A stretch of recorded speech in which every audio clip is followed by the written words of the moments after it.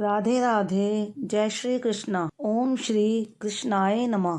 आप सभी का मेरे YouTube चैनल पर हार्दिक स्वागत है। भगवान श्री कृष्ण की कृपा सदा आप और आपके परिवारजनों पर बनी रहे। आप सभी का दिन शुभ हो।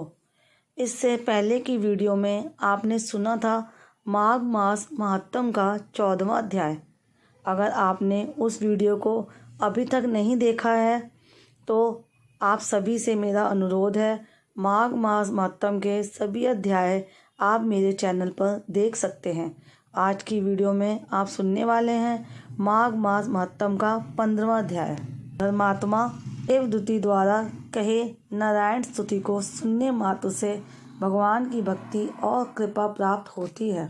कल हमने माघ माह महात्म के 14वें अध्याय में श्री वशिष्ठ जी द्वारा वर्णित माघ मास के स्नान का फल सुना था, जिसमें वह गंधर्व कन्याओं और ब्राह्मण पुत्र के पिशाच बनने का प्रसंग राजा दिलीप को सुना रहे थे। अब आगे।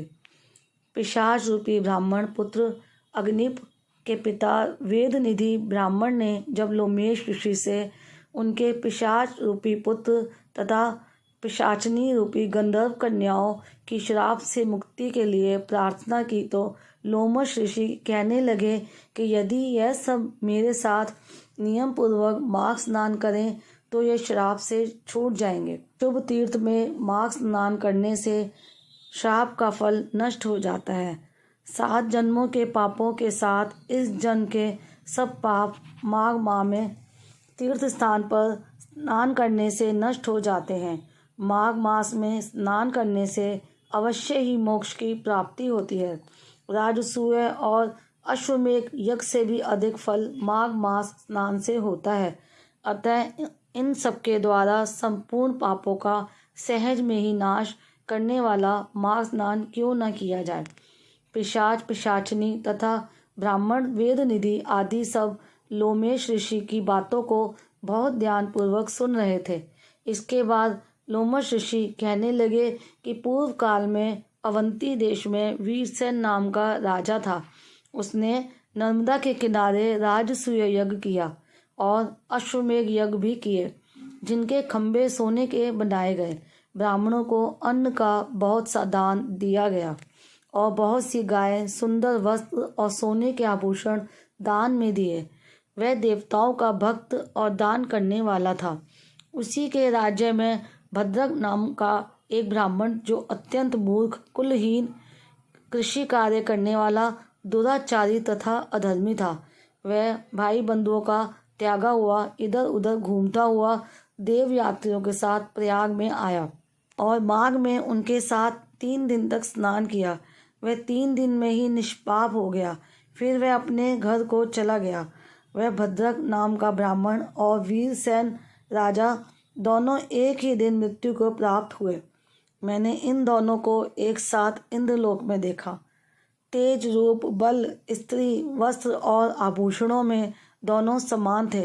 मैंने अपनी दिव्य दृष्टि से उनके कर्मों को देखा। ऐसे में माघ स्नान और उसके महात्म्य को क्या कहा जाए। राजसूय यज्ञ करने वाला स्वर्ग का सुख भोगकर फिर भी जन्म लेता है, परंतु संगम में माघ स्नान करने वाला जन्म मरण से रहित हो जाता है। गंगा और यमुना के संगम की हवा के स्पर्श से ही बहुत से दुख नष्ट हो जाते हैं। अधिक क्या कहें। और किसी भी तीर्थ में किए गए पाप माघ मास में प्रयाग में स्नान करने से नष्ट हो जाते हैं। अब मैं तुम्हें पिशाच मोचन नाम का एक पुराना इतिहास सुनाता हूँ। इस इतिहास को यह कन्याएं और तुम्हारा पुत्र भी सुने। इसको सुनने से उनकी स्मृति प्राप्त होगी। पुराने समय में देवद्युति नाम का बड़ा गंभीर और वेदों का पारंगत एक वैष्णव ब्राह्मण था। उसने पिशाच को निर्मुक्त किया था।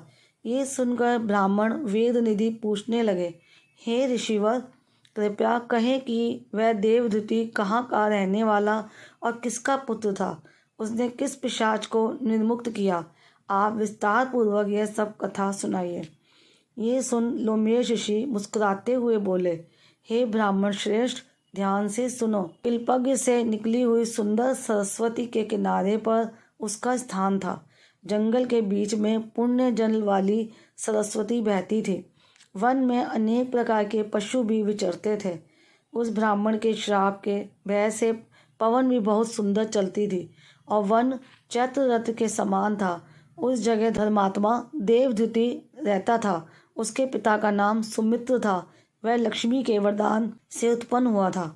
वह सदैव आत्मा को स्थिर रखता, गर्मी में अपने नेत्र सूर्य की तरफ रखता, वर्षा में खुली जगह पर तपस्या करता, हेमंत ऋतु में सारस्वत सरोवर में बैठता और त्रिकाल संध्या करता। जितेंद्रिय और सत्यवादी भी था। अपने आप गिरे हुए फल और पत्तियों का भोजन करता था। उसका शरीर सूखकर हड्डियां मात्र रह गई थी। इस प्रकार उसको तप करते हुए वहाँ पर 1000 वर्ष बीत गए। तप के प्रभाव से उसका शरीर अग्नि के समान प्रज्वलित था। विष्णु की प्रसन्नता से ही वह सब कर्म करता। दधीचि ऋषि के वरदान से ही वह श्रेष्ठ वैष्णव हुआ था।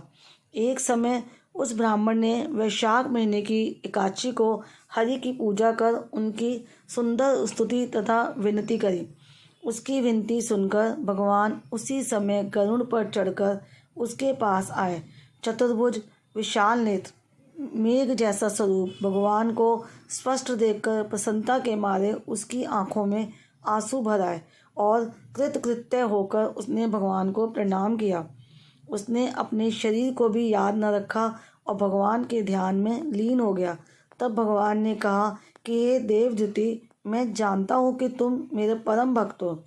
मैं तुमसे अति प्रसन्न हूँ। तुम वर मांगो। इस प्रकार भगवान के वचन सुनकर प्रेम के मारे लड़खड़ाती हुई वाणी में कहने लगा, हे देवादिदेव, अपनी माया से शरीर धारण करने वाले आपका दर्शन देवताओं को भी दुर्लभ है। अब आपका दर्शन भी हो गया, मुझको और क्या चाहिए। मैं सदैव आपकी भक्ति में लगा रहूं। भगवान उसके वचन सुनकर कहने लगे कि ऐसा ही होगा। तुम्हारे तप में कोई बाधा नहीं पड़ेगी। जो मनुष्य तुम्हारे कहे गए इस स्तोत्र को पढ़ेगा, सुनेगा, उसकी मुझ में अचल भक्ति होगी और उसकी ज्ञान में परम निष्ठा होगी। माघ माह महात्म 15वां अध्याय समाप्तम। प्रेम से मन से जाप करते रहो। हरे कृष्णा कृष्णा कृष्णा हरे हरे, हरे राम राम राम हरे हरे। याद रखो, कलयुग केवल नाम आधारा। नाम जाप से ही कृष्णा प्रेम और मुक्ति पाई जा सकती है।